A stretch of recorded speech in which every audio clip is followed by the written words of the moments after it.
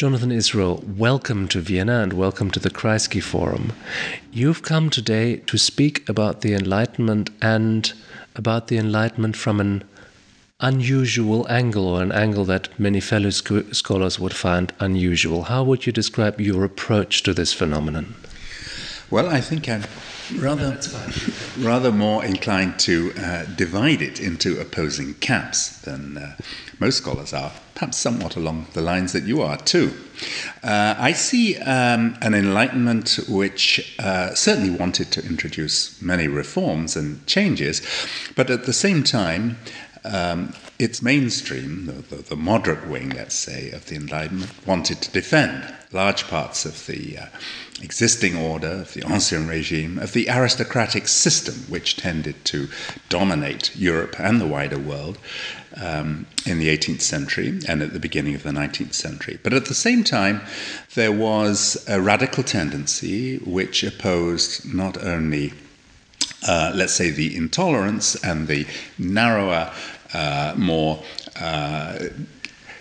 outdated aspects of the ancien regime, but actually opposed the entire aristocratic monarchical system, every aspect of it, and wanted to sweep it away politically, culturally, economically, and introduce a new era of... Which is why you call it the Radical Enlightenment. The Radical Enlightenment, exactly. And I see the Radical Enlightenment as something which grew slowly in stages from the late 17th century, which evolved through the 18th century, but continued evolving into the 19th century, which played a crucial part in the revolutionary era at the end of the 18th century and beginning of the 19th century, revolutions which engulfed Europe, which engulfed Latin America, and something overlooked by practically everyone, including the professional scholars, engulfed West Africa in the late 18th and early 19th century. So there was a tremendous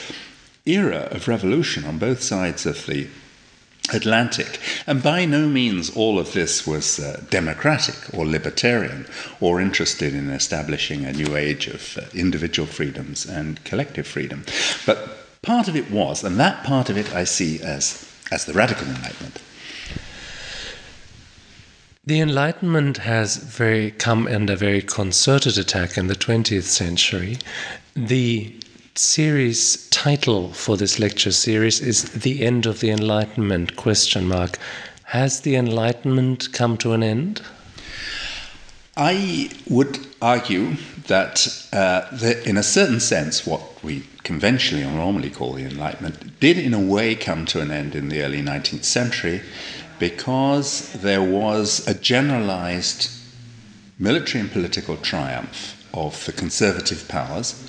With the defeat of Napoleon, you could say that the Republican tendency appeared to have been more or less wiped out politically, and reactionary, monarchical, aristocratic regimes were successfully reimposed everywhere, including in France, and or almost everywhere. In the Caribbean, one has to make the exception of Haiti, of course, where the slaves did succeed in breaking through, but Haiti was an almost unique exception.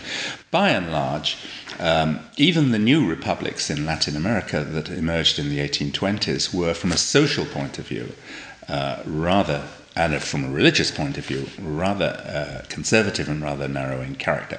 And I think that 19th century movements on the whole, whether it's Marxism, imperialism, socialism more generally, the new racist ideologies of the 19th century, practically all 19th century ideologies, I would say, in one way or another, were rather hierarchical, rather intolerant, and in general opposed to the Enlightenment. So it would be, I think, historically correct to say that the Enlightenment was defeated and largely submerged, but it wasn't totally submerged. It survived underground, particularly with the writers and poets, the more revolutionary minded of the writers and the poets in the 19th century.